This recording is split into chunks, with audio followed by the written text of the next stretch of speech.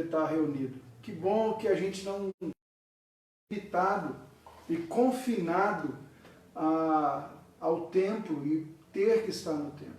É claro que eu gostaria de ver cada um, claro que a gente gostaria de estar junto, de dar um abraço, de celebrar a comunhão, mas agora é uma grande oportunidade que a gente tem para usar a tecnologia ao nosso favor, para entender e repensar algumas coisas que a gente tem feito, tem sido nesse tempo, e eu creio sim que o Senhor vai nos fazer conhecer um pouco do Senhor. Nós estamos nesses próximos dias confinados, nós estamos nesses próximos dias aí com o isolamento social, alguns de quarentena, como eu e Júlia. Nós passamos em Guarulhos nosso retorno e a recomendação é para que fiquemos em quarentena, pelo menos aí para os próximos 7 dias. A ideia era termos ido para a igreja e fazer essa transmissão de lá, mas fomos severamente alertados pela Jaque, que seria algo ruim pelo fato da gente ter passado por esse aeroporto e a gente estaria expondo os outros irmãos. Então a gente está fazendo dessa maneira, a gente não se limitou às dificuldades, a gente pôde romper. Então até o dia 31, segundo o decreto do nosso prefeito, a gente ainda vai continuar nos reunindo assim, mas se preciso for estender, a gente já sabe uma maneira da gente continuar mantendo a nossa comunhão e a nossa adoração. É muito diferente, eu sei que todo final de semana a gente filma, mas agora falar para uma câmera é desafiador, é diferente. Então os irmãos tenham paciência que vai dar tudo certo. Eu queria te pedir para que você abrisse a sua Bíblia no Salmo 130. Hoje nós vamos dar uma interrompida na nossa série de Tessalonicenses, por alguns motivos. O primeiro deles é porque eu não sabia como seria o nosso culto hoje, então, como a gente tem vindo expondo, é um texto longo, então eu achei melhor a gente dar uma paradinha no Salmo 130, na série. E a segunda coisa também é que esse Salmo foi a minha meditação nessa semana passada. Esse Salmo falou profundamente ao meu coração. É um Salmo que eu já tinha passado os olhos por ele, mas nunca tinha parado para meditar nele, para olhar a beleza que tem dentro dele. Então, no Salmo 130, são 8 versículos apenas. Eu quero ler com você esse Salmo e refletir com você um pouquinho sobre o que Deus me falou e o que eu creio ser algo para nós como comunidade, como igreja hoje.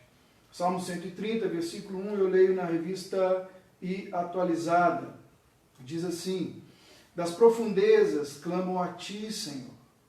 Escuta, Senhor, a minha voz. Estejam ouvidos as minhas súplicas. Se observares, Senhor, a iniquidade, quem, Senhor, subsistirá? Contigo, porém, está o perdão, para que te temam.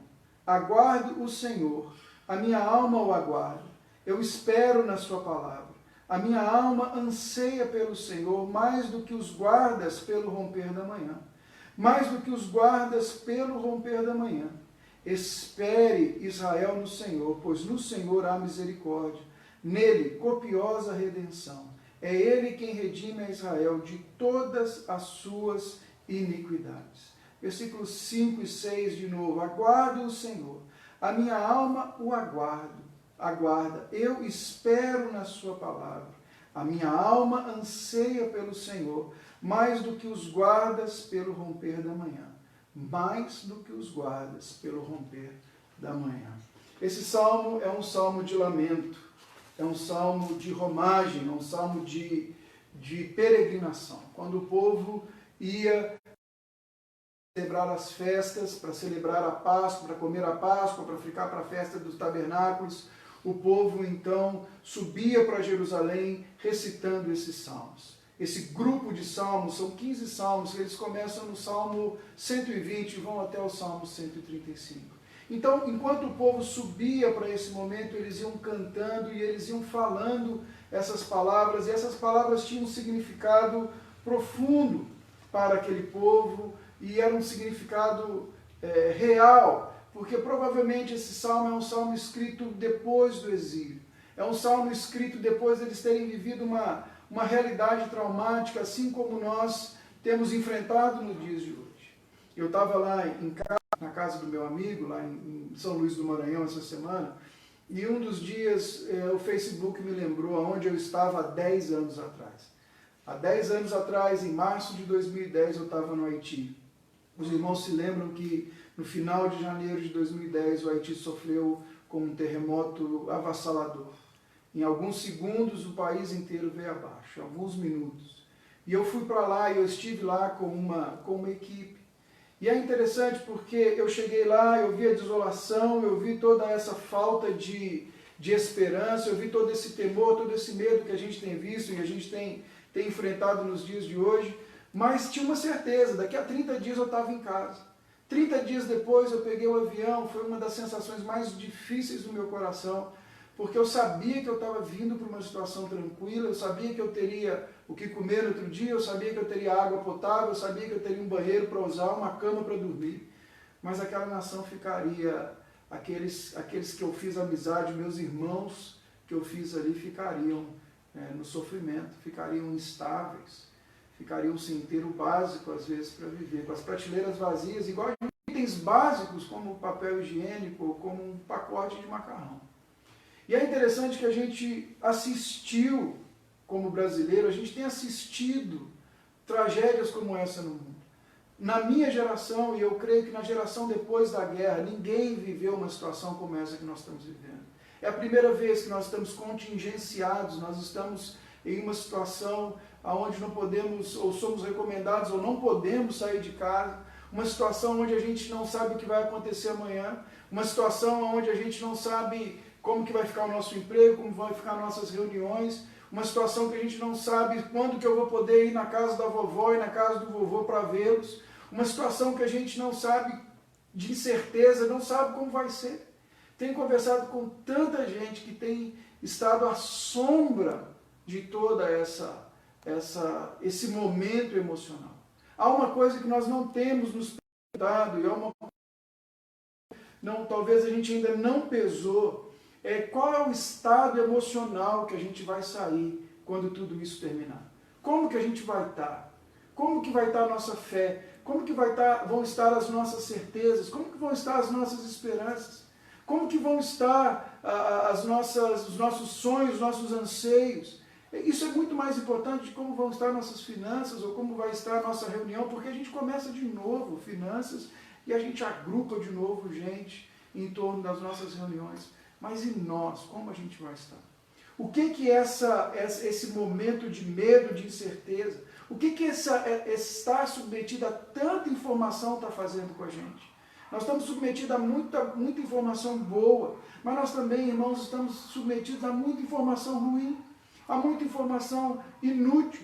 Nós estamos vendo 10, 15, 20, 30 pessoas falando a mesma coisa, e para que o seu vídeo tenha um pouquinho mais de ibope, eles acrescentam fatos, às vezes aterrorizantes. Onde isso vai nos levar? O que isso tem feito com cada um de nós? Então eu queria pensar nesse salmo e olhar para esse salmo, porque me parece que esse é o estado da alma do salmista. Olha para o versículo 1 e para o versículo 2, o salmista vai dizer que ele clama ao Senhor das profundezas. Ele clama do lugar mais profundo de desespero da alma dele. Algumas versões trazem essa expressão, do lugar de profunda angústia, clamo a ti, Senhor. Ele é um salmo cantado, ele é um salmo de lamento, ele é um salmo de dor, ele é um salmo de uma alma atribulada, de uma alma angustiada, de um homem que chega num momento de incerteza, um momento de temor, um momento de medo, um momento que ele não sabe o que vem pela frente.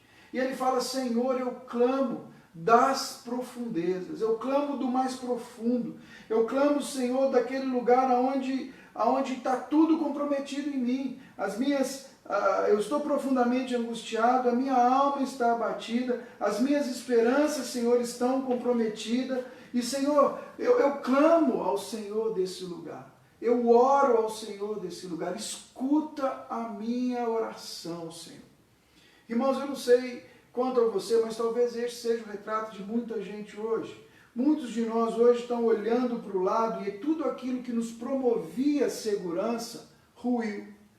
tudo aquilo que era para a gente motivo de estabilidade está sendo colocado em xeque. Tem gente que não pode visitar o pai, você não sabe como, no meu caso, que meus pais estão longe, a gente não sabe como é a idade deles. Tem gente que hoje não pode ir para o seu emprego, tem gente que estava no meio de uma obra fazendo e ia receber agora, o próximo adiantamento não tem. Hoje nós ouvimos notícias de que a rede hoteleira vai parar, de que o turismo está comprometido, a nossa cidade está com dificuldade. Tem gente que está olhando só para isso e está se abatendo, está se angustiando, a alma está ficando sem saber a quem recorrer. Nessa semana tem uma série de mulheres prontas a dar à luz, mas estão ansiosas, temerosas, o que vai esperá-las naquele hospital. Querido, se você está nessa situação, clame ao Senhor do fundo da sua alma. Clame a Deus, fale ao Senhor, sabe, diga a Ele o que se passa e como você se encontra. E é isso que o salmista faz. O salmista pede socorro e ele diz, socorre-me, Senhor. O salmista não fica procurando uma segunda opção, uma terceira opção. O salmista não fica procurando só pensar positivo. O salmista não fica procurando ver um quadro que talvez não existe, ou sublimar a coisa. Não, o salmista está olhando nos olhos do problema e descobrindo o único lugar onde ele pode encontrar socorro. E ele diz, Senhor, me ajuda. Senhor, me socorre. Senhor, sê comigo. Senhor, a minha alma está angustiada, a minha alma está abatida. Senhor, eu estou com medo. Senhor, eu não sei o que fazer. Senhor, as estruturas, elas estão sucumbindo, elas estão ruindo. Eu estou com dificuldade de crer. Eu estou com dificuldade de processar o que eu tenho ouvido. Eu tenho medo, Deus. Senhor, eu tenho perdido o sono porque eu não sei como vai ser. Clame ao Senhor. É a primeira coisa que esse salmista faz. Mas nós, infelizmente, irmãos, como humanos, nós passamos e escolhemos algumas coisas na nossa reação. Nós escolhemos o que a gente chama de as fases do luto. A gente começa negando, a gente começou toda essa fase fazendo piada, brincando, não vai vir, não é assim, não é tão perigoso, não é tão ruim. Depois disso a gente começa a barganhar, não, talvez eu possa, fulano pode, eu não posso. Depois nós começamos a entrar em dizer que o negócio é sério mesmo. A próxima fase disso é a depressão. Muitos se rendem a ela, até que enfim, de alguma forma se resignam, aceitam, não tem o que fazer. Mas o salmista nos convida a fazer um processo diferente. Ele nos convida a fazer a primeira coisa, clamar por ajuda do Senhor. Colocar diante do Senhor a nossa questão, o nosso coração, derramar o nosso coração diante de Deus. O versículo 3, o versículo 4, o salmista faz uma constatação para a gente. Ele, na sua oração, ele diz ao Senhor, Senhor, se o Senhor observares as iniquidades, quem vai subsistir? Se o Senhor lidar conosco pelo nosso pecado, quem vai subsistir? O salmista reconhece que tem um vírus pior do que qualquer outro vírus. Um vírus pior, que fez um estrago pior do que qualquer outro estrago, que é o pecado. O pecado, quando entrou no mundo, ele corrompeu a nossa bios, nós temos a nossa vida corrompida, aquilo que nos dá vida foi corrompido. O mato começou a crescer no lugar onde só crescia plantas saudáveis e boas. Agora a gente precisa empenhar muito mais em fazer as coisas, em cultivar, em gerir, em ganhar o nosso pão com muito mais suor do que seria antes disso. E o salmista disse, se o Senhor se relacionasse conosco na base do mérito, quem subsistiria? Porque nós não merecemos graça, nós não merecemos misericórdia, nós merecemos justiça. Nós merecemos justiça porque somos e vivemos e habitamos na iniquidade. Algumas coisas que a gente precisa entender, irmãos, é que quando a crença desse povo era numa punição retributiva, o Senhor puniria sempre que estivessem errados. Sempre que o Senhor viesse algum mal da parte do Senhor, era uma punição, era um castigo. E eles tentavam, através da lei, evitar o castigo. Eles tentavam, de alguma forma, evitar que isso acontecesse. E Deus fala para eles que só há uma maneira de evitar, é arrependimento. Era quando o povo reconhecia seus pecados, reconhecia quem eles eram. E é isso que o salmista está dizendo aqui. Se fosse baseado na iniquidade, quem salvaria? Eu sou pecador, Senhor. É o que o salmista está dizendo. Mas aí o versículo 4 é uma declaração fabulosa, irmãos. Ele diz assim: contigo, porém, está o perdão, para que te temam. Contigo, porém, está o perdão. Ele está dizendo que ali no Antigo Testamento, com essa ideia da justiça retributiva, com essa ideia de um Deus que viria, que precisaria do holocausto, que precisaria do sacrifício, havia um Deus que tinha prazer em perdoar. Um Deus que tinha desejo de se relacionar com o seu povo em temor do Senhor, em relacionamento e intimidade, e não em medo. Jeremias, quando ele está escrevendo sobre a nova aliança, ele está dizendo exatamente sobre isso, que na nova aliança, a forma de viver, a forma de se relacionar com Deus, seria baseado no temor do Senhor, na obediência por amor, no relacionamento de um Deus que se deixa achar. Isaías diz: buscar-me-eis e me achareis, se fizeres isso de todo o coração, serei achado de Senhor. O salmista percebeu o caráter de Deus, que a relação dele com Deus não é uma relação de mérito, porque ele não merece, mas é uma relação baseada num Deus de amor, num Deus de perdão, num Deus de contrição, um Deus de quebrantamento, um Deus que quebranta o nosso coração, um Deus que vem ao nosso encontro. Se você olha a Bíblia de Gênesis 3:15 em diante, nós vemos Deus vindo ao nosso encontro. Deus saindo para nos encontrar. Aleluia, irmãos. Esse é o Deus em que nós seguimos. Versículos 5 e 6, o salmista traz para a gente um posicionamento. Ele diz: eu aguardo então no Senhor, a minha alma o aguarda. O salmista decide, no meio da angústia, esperar em Deus. E olha que maravilhoso que ele fala. A minha alma aguarda, eu espero na sua palavra. Eu espero naquilo que ele disse que faria. Eu aguardo como aquele sentinela aguarda, porque amanhã virá. Eu espero no Senhor. A gente tem que lembrar que nesse tempo, durante a noite, sentinelas iam para os muros da cidade. Perigosos. A noite era um momento de incerteza. A noite era um momento onde ladrões poderiam vir, onde eles poderiam ser assaltados, onde a morte poderia encontrá-los. Então o salmista está dizendo de um guarda que está no seu posto de sentinela, mas torcendo, aguardando, na esperança de que essa noite vai passar e que a manhã seguinte vai chegar. Onde os primeiros raios do sol vai trazer para ele a certeza de que foi mais um serviço bem tirado, mais um serviço em paz, mais um serviço guardado por Deus. Ele diz: eu espero no Senhor. Eu sei que amanhã virá. Um outro salmista vai dizer para a gente que o choro dura uma noite. Pode até durar a noite, mas a alegria, com certeza, vem pela manhã.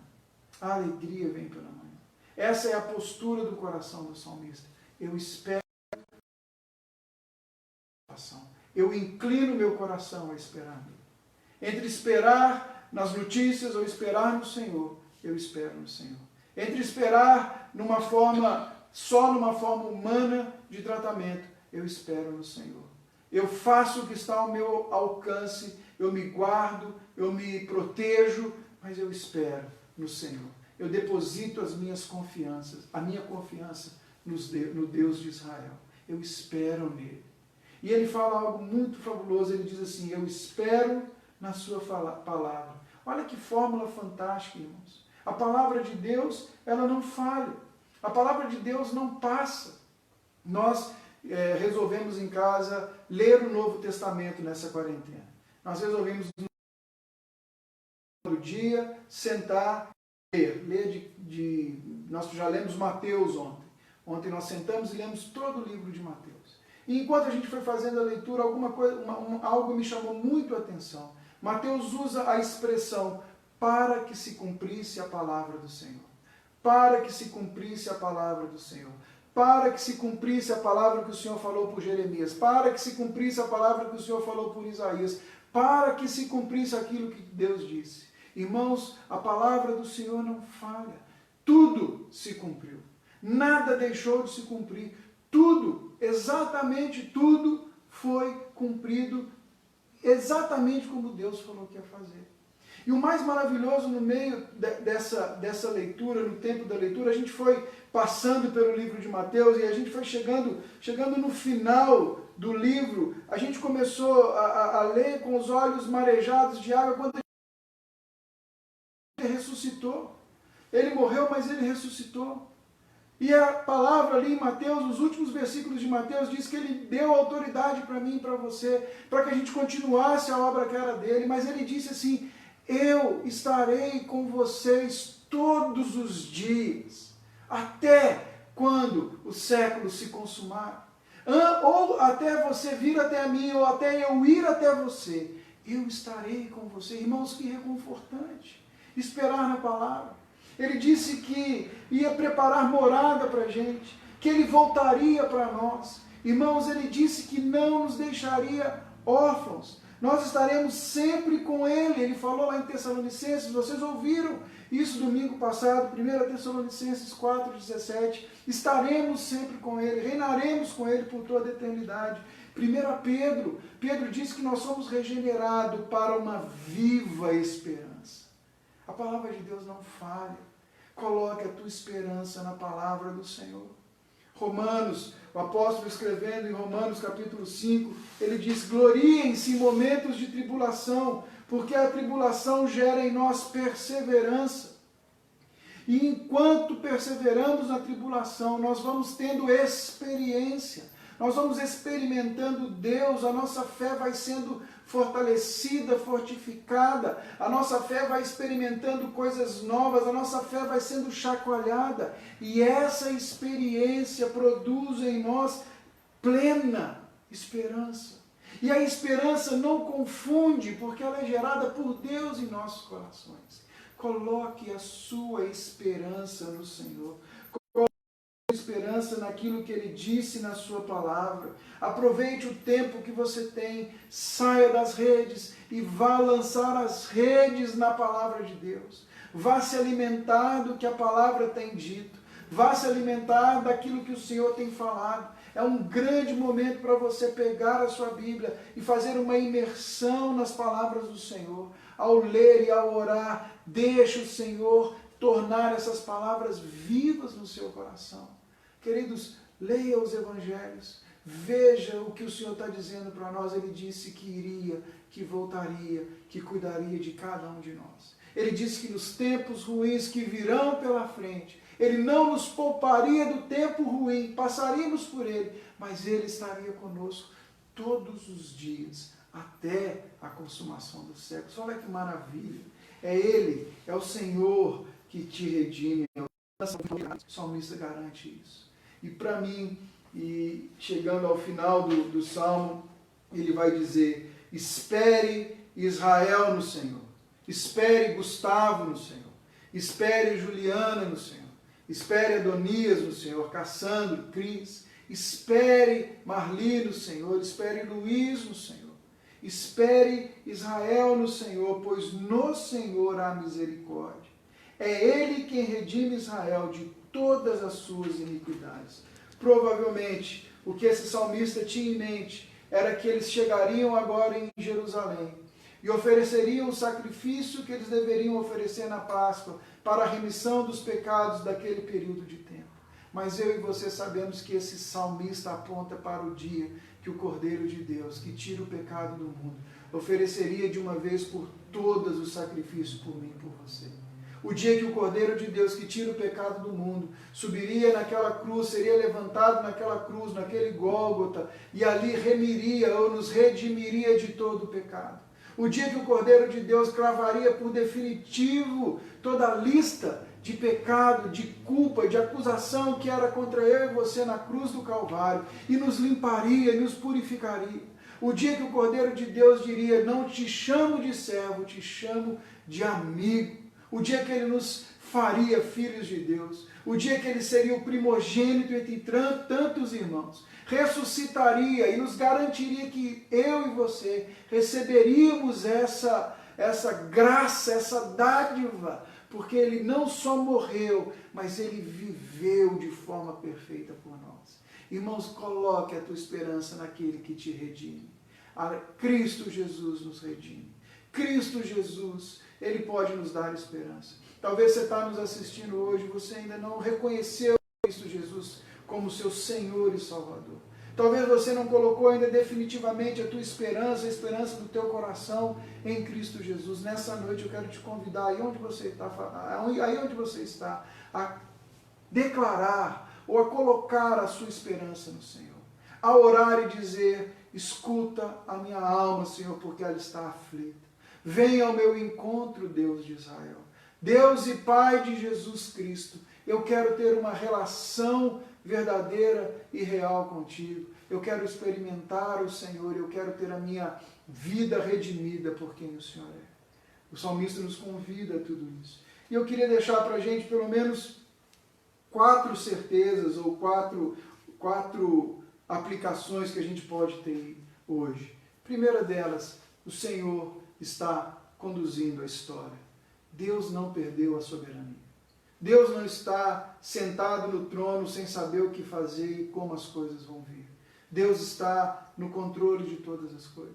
Deus está conduzindo a história para o dia que iremos encontrar com Cristo Jesus, para o dia que Ele virá nos buscar. A palavra diz para a gente que as coisas ficariam difíceis no final dos tempos. A palavra de Deus diz que é como aquela que está para dar parto, são períodos de dores. Quem sabe estamos experimentando parte desse período, mas Ele também disse que os seus Ele guardaria.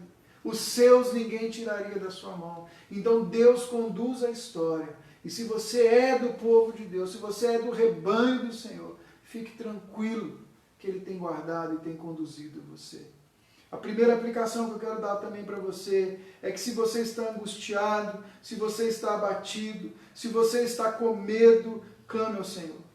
Clame com todas as tuas forças, clame com todo o teu coração, saiba que Ele vai ouvir a sua oração, saiba que Ele vai vir de encontro ao seu coração. Ore e peça, Senhor, eu não consigo descansar, ore e eu oro para você, eu oro por você, peça ao Senhor que inunde o teu coração com a paz que excede todo entendimento. Clame ao Senhor, meu irmão, clame a Jesus, saia das redes e vá para o joelho, clame ao Senhor e diga, Senhor, eu não sei o que fazer, eu tenho andado temeroso. Senhor, eu reconheço que tirei talvez meus olhos do Senhor. Talvez eu saí e comecei a andar fora do barco e achei que estava indo bem, Senhor, como Pedro. Mas eu tirei os olhos do Senhor e comecei a afundar. Socorre-me, Senhor. O nosso Deus é um Deus que vem ao nosso socorro. Salmo 18 diz que Ele vem, Ele cavalga um querubim e vem em direção daquele que clama socorro. Leia depois. Salmo 18 vai dizer, o caminho de Deus é perfeito. A palavra do Senhor. Descanse no Senhor. Segunda aplicação, como o salmista fez, deposite a sua insegurança nos pés de Jesus. Troque a sua insegurança pela esperança que Ele propõe. Exercite o seu coração diante dEle. Submeta-se ao Senhor. Deixe as suas inquietações, as suas angústias e medos diante do pé da cruz. Deixe lá. E toda vez que você se sentir tentado a voltar, lembre-se que o Senhor tem estado no controle de todas as coisas. Lembre-se que você deixou lá. Lembre-se que Ele é fiel e justo para cumprir todas as palavras que Ele disse que cumpriria. Derrame diante do Senhor, coloque diante do Senhor toda a sua insegurança. Terceira aplicação, ore para que o Espírito Santo de Deus te ajude a atravessar ou a trocar o medo e a insegurança pela expectativa e a esperança de que amanhã está vindo. Assim como aquele sentinela que disse com certeza que amanhã surgiria. Assim como o salmista que disse que mesmo em meio a uma noite escura, na manhã eu me alegraria. Ore e diga, Senhor, eu quero ter essa certeza no meu coração. Eu quero ter essa certeza, Senhor, de que por mais escura que a noite pareça, amanhã chegará. Os primeiros raios de sol virão e toda a luz dissipará as trevas. E o Senhor há de nos renovar e de nos restaurar para a caminhada. E por fim, lembre-se que o Cordeiro de Deus, que tira o pecado do mundo, que redime, chamou para ele, garantiu que vai cuidar de você e que estará com você todos os dias. Lembre-se de quem é Jesus. Peça ao Senhor nesses dias de confinamento por aguardar na palavra de Deus. Eu aguardo na certeza de quem Ele é. Eu aguardo no caráter daquele que mandou Jesus morrer por meu pecado e me restituir. Eu aguardo nesse dia aonde o pecado não mais terá efeito sobre a minha vida e eu vou reinar com Ele por toda a eternidade. Continue mantendo uma atitude positiva diante das dificuldades, continue obedecendo o que as nossas autoridades estão fazendo, estão falando, continue se você saindo só se necessário for e se não tiver outro jeito, mas proteja-se, mas principalmente continue deixando o seu coração ser inundado pelas promessas e certezas da palavra de Deus. Feche os teus olhos, eu quero orar com você nessa noite. Senhor Jesus, muito obrigado por cada um dos meus irmãos. Ah, Deus, como era minha vontade vê-los, abraçá-los, podemos desfrutar de comunhão, de graça, juntos, Deus. Mas obrigado por essa ferramenta que o Senhor nos dá. E eu oro, Senhor, para que o Senhor alcance cada um dos meus irmãos com essa palavra. O seu Espírito não se limita a um modelo ou uma forma de fazer as coisas. E eu peço ao Senhor que inunde os corações agora com a certeza de quem o Senhor é, com a expectativa santa do que o Senhor vai fazer. Senhor, se há algum dos meus irmãos assistindo agora que tem experimentado dias de angústia, de medo, de temor, de pânico, Senhor, as emoções estão desarticuladas, os olhos estão, Senhor, agora na noite escura, no potencial e na potencialidade de perigos e desafios da noite. Ajuda esse meu irmão, essa minha irmã, a colocar os olhos na sua palavra. O Senhor disse que voltaria. O Senhor disse que foi preparar a morada. O Senhor disse que nos guardaria. O Senhor disse que ninguém nos tiraria da sua mão. O Senhor disse que estaria conosco todos os dias até o final dos séculos. O Senhor disse que nos socorreria em nossas angústias e aflições. O Senhor disse que seria achado de nós. Então, Senhor, nós pedimos ao Senhor que se revele, se mostre a cada um desses meus irmãos. Encha o coração dos meus irmãos e da nossa comunidade de esperança, de graça e da certeza de quem o Senhor é. Que a sua graça seja abundante na vida dos meus irmãos nessa semana. Deus, que a gente consiga ajudar um ao outro, orar um pelo outro e entender um pouco mais o que significa ser comunidade nesse momento e nesse tempo de tamanha necessidade que estamos vivendo. Abençoe-se, abençoe os nossos relacionamentos, as nossas casas, a nossa saúde. Abençoe, Senhor, aquele que ainda não te conhece. Deus abençoe, Senhor, os nossos vizinhos, que a gente possa ser luz e sal para eles nesse momento, que a gente possa estender essa mensagem de esperança que eu tenho, que cada um de nós tem, e alcançar aqueles, Senhor, que estão perdidos nesse momento, Senhor, que não conhecem o Senhor e que não têm uma relação íntima e próxima contigo. Essa é a minha oração, Jesus, em nome de Jesus. Amém. Amém. Que Deus te abençoe, meu irmão. Que Deus seja com você, que vocês tenham uma semana abençoada, que a gente faça uso dessa tecnologia para nos aproximar. Quarta-feira, nosso culto de oração também vai ser online, vamos ter um tempo junto de oração online e grupo da igreja. Se você quiser fazer a sua contribuição para que as coisas continuem, os compromissos da igreja continuem sendo saudados, eu vou mandar lá uma forma de você fazer da maneira que você achar melhor. Tá bom? Que Deus te abençoe, que o Senhor te guarde, que o Senhor te abençoe e te guarde, que Ele faça resplandecer sobre você o seu rosto e que o Senhor te dê a paz. Que a graça e o amor de Deus, o Pai, a comunhão, a consolação do Espírito Santo e os ternos afetos que há em Cristo Jesus seja com você hoje e que a sua semana seja repleta da esperança que há no Cordeiro de Deus que tira o pecado do mundo. Que Deus te abençoe, meu irmão.